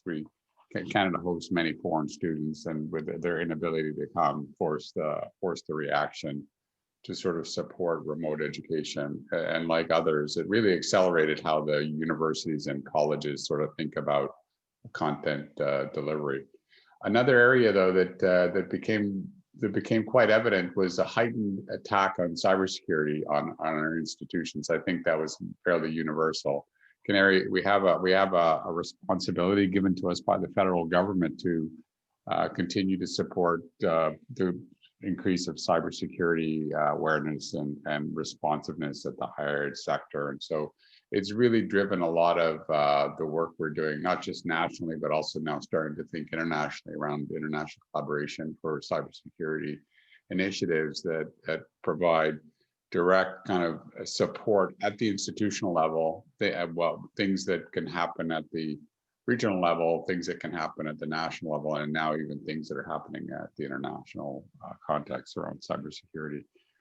Some good things, like many of you, our online summits, our online events had a fairly strong participation because it's much easier to jump online than it is to travel to an event. It allows people to come in and go out of things. Other things that from a reaction to the pandemic, the political system in Canada came together really quickly to sort of determine what to do in terms of the usual things around economic stimulus and other tactics to protect the citizens. Canada has a chief science advisor. She's also of Lebanese descent, Mona Nimer for the Anglophones. She created what's called Can COVID, which was a national response to bring all the scientists together to sort of ensure that there was a collaboration and communication pathway for them. Within some of the provinces, specifically here in Ontario, the government decided to learn from this and develop a health data repository, a mechanism of allowing scientists within Canada to look at both clinical data as well as historical health data to sort of start to do some research to support research on this. What that immediately hit against challenges with cybersecurity and identity management. They're very interested in supporting global collaboration, but they don't want to have this data exposed to bad actors. So identity management, so the whole educating system becomes a critical component to something like that. So this is a little province, which is our biggest province, thinking, to support the evolution of our understanding of things like these viruses and pandemics. How do we build a federated data repository to enable scientists, not just within Canada, but around the world to learn from these things? So that was also a very interesting thing to see, which really highlighted the need for global collaboration, right? Let's everybody, we should all take away from this that in spite of listening to all the news and things like this, pandemic it doesn't respect geopolitical boundaries. It doesn't care that I'm in Canada or that you're in wherever you happen to be, Jordan or Korea or anywhere else. The need for global collaboration around something as severe as a pandemic is critical. And what's heartwarming is within the community that we all work in, that's inherent in the way we function. And we should continue to find pathways to make sure how we're working actually becomes infectious, not from a virus perspective, but contribute to the rest of the community. The need for us to sort of support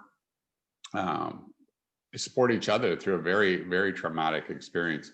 I think the last thing I'm going to say is there is a human side to this within Canary that really forced a lot of reflection and thinking, even to the point of how a CEO makes a decision about something. I would bet that there are no MBA courses on management through a pandemic. Maybe there will be in the future. But if you think about how we make decisions, there's a certain dire outcome if you make the wrong one, and so you have to really think hard about how you make the choices about what to do with your staff.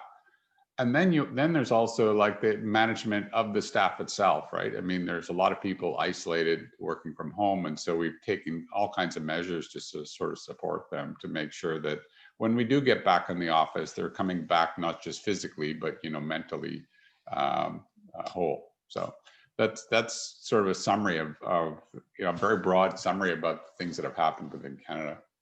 Thank you very much, Jim. Thanks a lot. Sheikh Abu Bakr from Macronet, would you like to share yours, please? Yes, thank you very much, Abdul Monem. And first of all, thank you to ASREN for the opportunity and congratulations for the 10th anniversary. So as you know, WACRAN is quite a young organization. It's with ASREN, the youngest actually regional ranch in the world. So we have several NRANs that are actually also in very early stages of development. So when COVID-19 came, so there was a brought a lot of challenges for both WACREN and its members. But what we actually did within the community is to really share good practices, and especially for students that could not access lectures and something like that. So we actually shared a lot of experiences where NRENs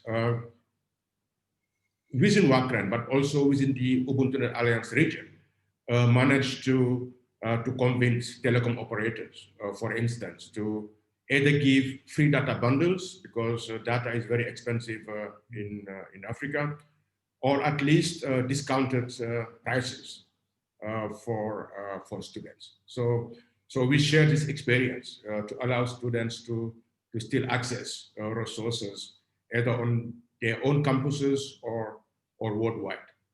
So I think that this also made us realize when universities were locked down, was closed down, and that after 1 to 3 months, we saw that it's not possible to sustain. So we have to somehow find a solution for a continuity for education of the students. We realize how important tools like video conferencing platforms are.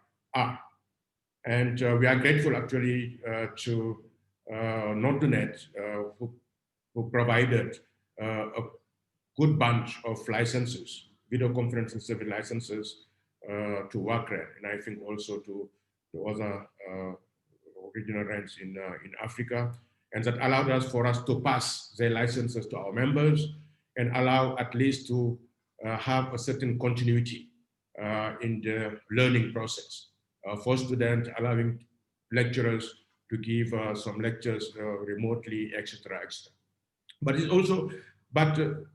it's also rung the bell, in us, that the need of really deploying the appropriate infrastructure. For instance, we are now deploying on-premise infrastructure in all our POPs in the countries that are connected for better performance, one, and also to give a better user experience because of the latency that will be reduced. So procurement is ongoing, and we use the opportunity also to thank the European Union, because it is under the Africa Connect 3 project that we are procuring this equipment and put them in our various spots. But this also brings us to deploy more advanced services like EduVPN, for instance, because for the students to be able to access content from their home, generally they have to use the mobile operators. So developing the services, we have found it very important and very critical for us. And we are doing it now, and also trying to have better deals with mobile operators so that students can access contents from their home in case of such situation. We were quite hit hard by the pandemic at WACREN, because we started deploying our backbone only 2019. And when the pandemic arrived in our region early March, we were just in the middle of deploying more POPs. So equipments were delivered, but they were kept in customs for months and months because of the lockdown of the administration, of restriction of travel for the engineers to come and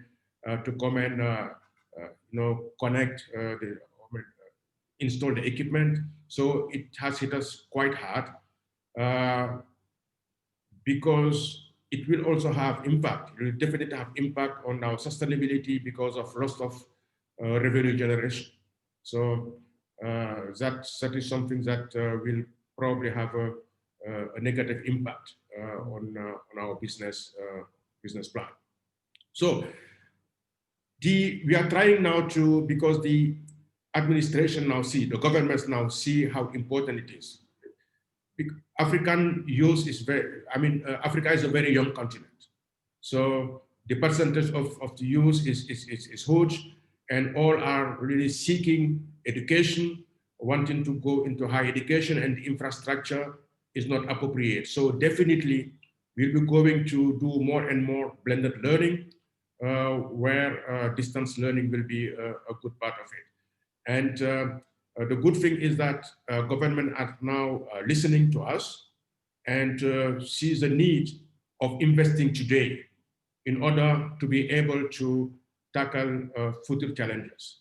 So that means also that wherever we are in the term of development, in our range, advocacy is always a must, and it's always something that that takes time, to achieve success. Thank you very much.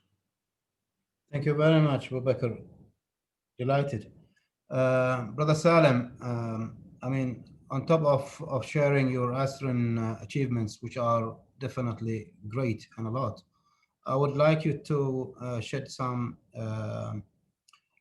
information about opportunities of support and collaboration with such international research and education networks that you would need as a support to ASREN community, please. Thank you, Abdul Manam, for your great introduction and the support. And I'm so happy to meet all of you virtually in this platform. It's been a pleasure to work with you over the past many years. So this is our 10th anniversary. I still remember the very first day when ASREN was launched. Myself and my colleague Yousef, together with David West and my colleagues at Giant, at the League of Arab States. That was in December. And we have been working with ASREN since then. But this year has brought many challenges for us. Is the pandemic, is where we have to be able to work remotely, not only in the shifts of education, but also shifts in research, shifts in economies, and shifts in social interactions. The pandemic has brought things that we have never imagined. It brought flexibility so we can work in a more flexible environment, but we miss the human interaction. And I hope this pandemic will go away very soon, and so we can go back to our normal lives. We might be enjoying doing our work or learning it in our homes. Even our kids, they like to be at home. But it's not, in reality, this is not really the way that we have to work as a human beings. So the pandemic has taught us things that we might need in real life. And so number one is about network access. So we have been working with the support of European Commission, with Giant and WACRN and Open Internet Alliance on Africa Connect 3. And as my colleagues has emphasized, that we continue to work. But we have seen a great need for three main components. One is network access. So in Algeria, for instance, the upgrade went from 2.5 gigabits per second to 10 gigabits per second. We have seen our virtual connections with Tunisia, Morocco, and Egypt now are becoming going into physical connections. So we have realized that there is a more need for network access. And the second is about the content. So it's not only just we need to be able to learn from our local environments, but we would like to have access to content that we have more exposure to learning content, to research content, and the third component is about services. And one of the main services that we need in this pandemic is the video conferencing.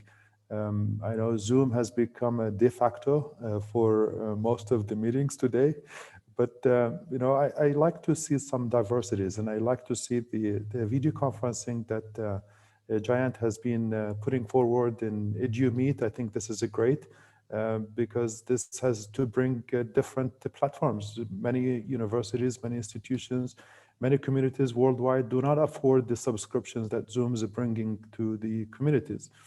So I think EduMeet that Giant has been working on is a great opportunity, but we need to collaborate and work with them. My colleague has also mentioned about EDU VPN, so that when we are able to access and collaborate, we want to make sure that our communication is secure. So those are the opportunities and the challenges that we're facing in this very hard time. So thank you again for being with us today in this great event, and I would like to explore more collaboration so that we can continue to work together to serve our communities. Thank you. Absolutely, absolutely. Collaboration is the key here during this pandemic and even beyond, actually. I did not see anyone touched any policy changes requirements. Did you go through any of these challenge, as we have, for example, in Oman, had to run to TRA to break regulation preventing video conferencing usage in Oman, and luckily we managed to do that in a week. So the government decided to break all that prevention and allow video conferencing usage irrespective of what tools and solutions. I know some of the Scandinavian countries, for example, has some regulations on using the video conferencing inside homes. I'm not sure if you have experienced any of these or any other policy changes requirement within ASREN or the country. If anyone would like to share some of this, please. Yeah, we did see within Canada, procurement is largely provincial accountability, but we did see, as to your point, that they decided to move beyond some of the challenges they had to enable exactly what you talked about. So, you know, getting one of the provinces, British Columbia, has very strict data residency requirements, but the pandemic enabled that policy to be sort of softened, so that they can now get access not only to Zoom but to, you know, data sets that are not even within Canada, just to continue the mission of the institutions there. It also triggered like the opportunity because it was a provincial thing. It's also triggered the opportunity to start looking nationally at procurement, which was always an impediment before, because every province had different sort of procurement regulations, and solving that nationally before the pandemic seemed to be too daunting of a task for people. But you're right, like there was a lot of rethinking about some of the policy changes, and as some of the other speakers said, you know, the whole need to digitally transform, people started to think hard about some of the policies they had, and they questioned, like, do we really need to have this policy, or do we really need to just get on with keeping our business running? Yeah. Maybe from West Africa, the good thing is that we don't really have, you know, very few countries have policies regarding, you know, restrictions for video conferencing or data residency, etc., etc. So it's a good time for the countries to learn from good practices. You know, when like countries, Canada, soften things, that means that, you know, we have to adapt. Maybe our countries will learn from that and put in place the right policies. The good thing is that in West and Central Africa, we have regional bodies. So most of the policies are actually not country specific, but they are for the whole region. And I do think that, especially in terms of data residency, etc., it will really ease our work. And that's why we are trying now not using the cloud, you know, when we are using the video conferencing services, but putting on-premise infrastructure, you know, in the POPs in the various countries where we are present. For Ubuntu.net, I think there are two examples of policy highlights. One was in Mozambique, where we saw the government come in very strongly to support the local NREN there, and the local NREN was able to talk to us as Ubuntu.net to help them with more than 1 gigabit per second capacity upgrade.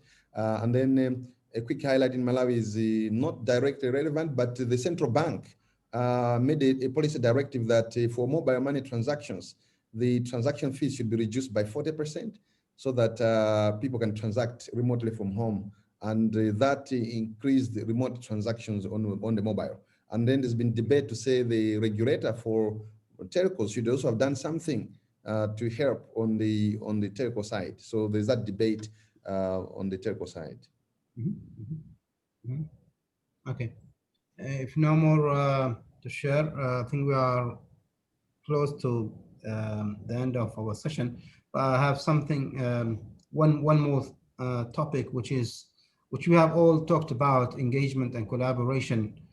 How to further promote the engagement between researchers globally. Here, for example, in Oman, we have a policy from the Research Council, which is currently the Ministry of Higher Education and Innovation. They support better research which has international collaboration. They fund that more than just locally run researches. Do you have any of that, or any other ideas for promoting more engagement between researchers? I'll add one. So, one thing I think several of us NRAN CEOs have observed is how many researchers don't really know about the capabilities of NRANs, and in fact, what we call the GRAN, the Global Research and Education Network, that we're all part of. About 18 hours ago, my good friends and colleagues, Jim and Luis and I were on a call talking about how we work together in the Americas to better communicate and tell the story about the amazing capabilities that NRANs bring together and the very unique collaboration that I think Jim alluded to earlier that we can do. And so I think part of it is our jobs is to better tell the story about the amazing NRAN infrastructure around the world and our ability to collaborate. Indeed, absolutely, absolutely. If I may, I add to that. I would say that in this global research and education network, we see that a successful model, a global network architecture that is stimulating this cooperation of researchers, and that model is mostly based on making sure that regions are strong and well interconnected. North America, South America with Luis, North America with Howard and Jim, and Europe, Asia, Africa with 10 Star CC, and WACRN for Western Africa, UbuntuNet for Southeastern Africa. I would urge the Arabic region to focus really on this regional cooperation. I think ASREN deserves more support from the national research and education networks in the Arabic region, because that will make the whole Arabic region stronger. It will make research in that area stronger, and it will make it a lot easier to connect to this global fabric of research and education networks, enabling global research for researchers. I do also think that we really need to promote global collaboration. So I know that we collaborate a lot, for instance, from our region with Europe, and we did also an assessment on projects, from researchers in our region and with US institutions. But I do think that we can do more, and especially do more with our colleagues in Asia Pacific, with Latin America, because several times we have the same development challenges. So we have the same interest in many areas, and I do think that there is a good opportunity for us to do more. Absolutely. Luis, you would like to share any of these ideas for better collaboration, better engagement? Yes. I would like to add something. I think we need to stress the need to work beyond just the connectivity. We have been building this kind of network for a long time, and even knowing that we need to increase our capacity to connect between us in order to be able to support science, I think that thinking globally in terms of data is something that we need to do. In particular, mentioning and sustaining and supporting also the message that Howard and Eric made recently. I think we need to build in a bottom-up approach to be able to connect the communities that we have connected in our national or regional networks. We have been working in this, but we need to improve that. We need to get the way to foster this collaboration actively, not just providing the connectivity, but also helping to make this whole picture to work together. So I think the key point is this point of data and the policies related to the way we sustain research and science development in the region and in the nations. Pricing or supporting the capacity to share data, and the way that sharing data is going to help us, all of us, in terms of advancing faster in terms of the many goals that we have. I think that we need to understand that it is not something that we can live alone. We need to work actively in working in creating those linkage between our communities and fostering this capacity to work together around a new way to make science that everybody is now engaged, and we need to work together to support that. Thank you, Louis. I think we have reached to the end of our session. Thank you very much for all the panelists, for the participation, for the great ideas you have shared with all, for all the stress in promoting collaboration, engagement from researchers and learners all together, better support of NRENs and GRENs, which is definitely important to this community. Thank you very much to all, and back to you, Brother Habib. Thank you. Thank you very much. Bye-bye. Thank you to all of you. Bye, thanks, bye. Thank you very much. Thank you. Best wishes for the rest of the event. Bye-bye. Bye, thank you.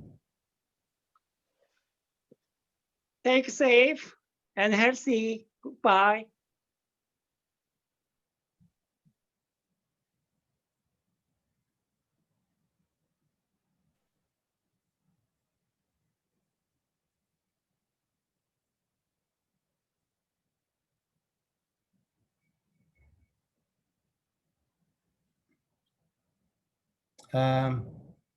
Habib, Yousef, are you continuing with the next event, or there is a break?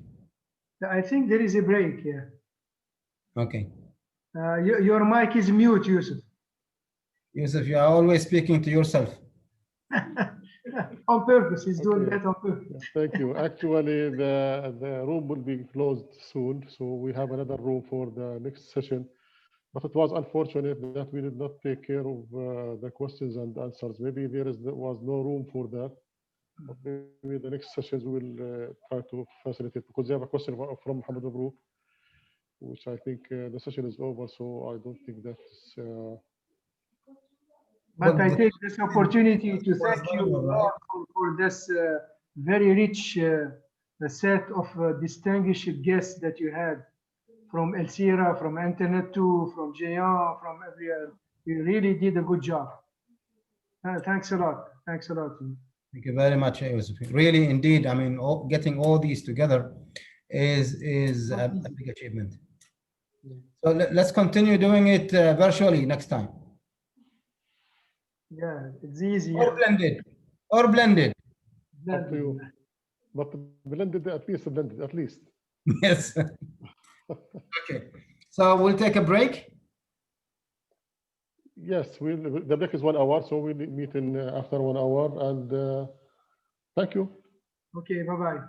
Goodbye. Goodbye.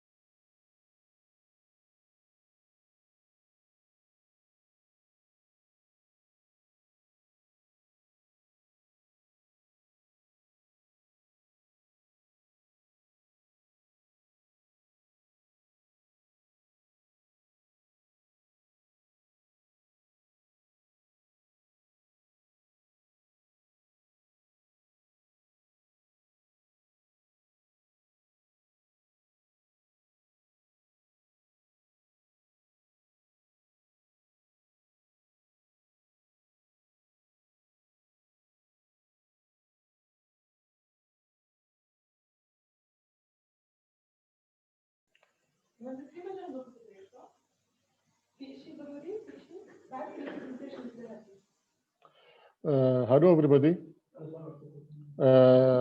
This room will be closed in minutes. We will send you another link for the room, access information for the room of the next session, which will take place in 1 hour time. So we have 1 hour break because this is a virtual conference, so the break is a bit longer. So we will see you in the next session. You will receive contact information for the next session. So by this, my colleagues will close the room in a couple of minutes and see you in the next session with another contact information. Thank you and goodbye.